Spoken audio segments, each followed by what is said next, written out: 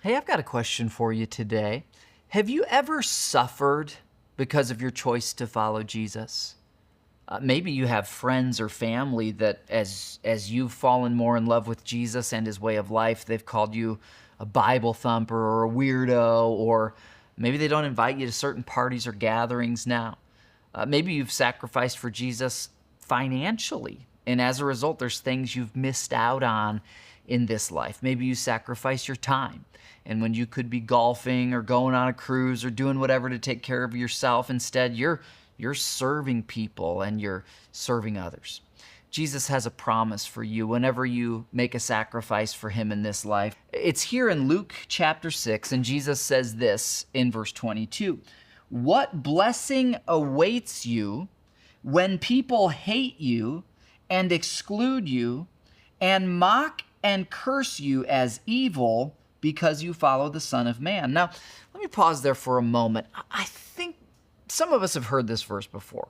Jesus literally says, you will be blessed by God when people call you all kinds of names and hate you because you're a follower of Jesus. Now, I knew that verse, but there was a time when I had left my career as a journalist and had become a pastor, when some other journalists in the country who had known me when I was in that industry, they said some terrible things about me.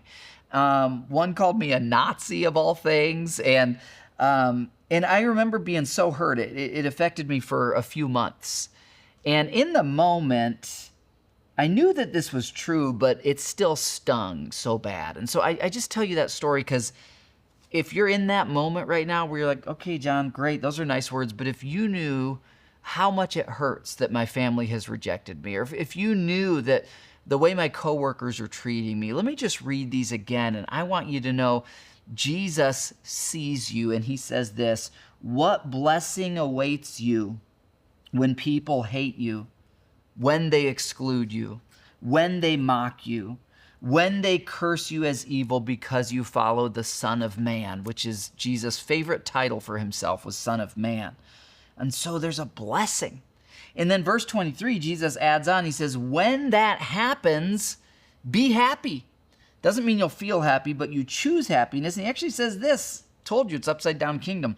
When that happens, be happy. Yes, leap for joy, for great reward awaits you in heaven. Great is your reward in heaven. You see, the Jesus way of life is so fixated on heaven and eternity and the literal rewards that are there, the literal blessing that is there, that when we suffer, and we're suffering for him, not because we're being foolish, and we know, you know what? This is for Jesus. He's going to reward me for this. I can have Jesus values and I can actually leap for joy when people are hating me and mocking me. And then he says, remember, their ancestors treated the ancient prophets the same way. In other words, God's people have often been rejected throughout history, often been misunderstood. And while none of us are perfect, Jesus was perfect, and they still hated him enough to kill him. And so people will misunderstand us. People will reject us. When that happens, you do what Jesus did. He would get away from the crowd. He would find his identity in the Father, and he would find his security. You are secure as a daughter of the King or a son of the King. Your worth, your value aren't determined by what any person says about you or if people like you. Your worth and value were determined at the cross, and your Father loves you unconditionally. And when you suffer for following Jesus, remind yourself, preach to yourself, great is my reward in heaven. Live for Jesus today, no matter the cost. I'll see you tomorrow.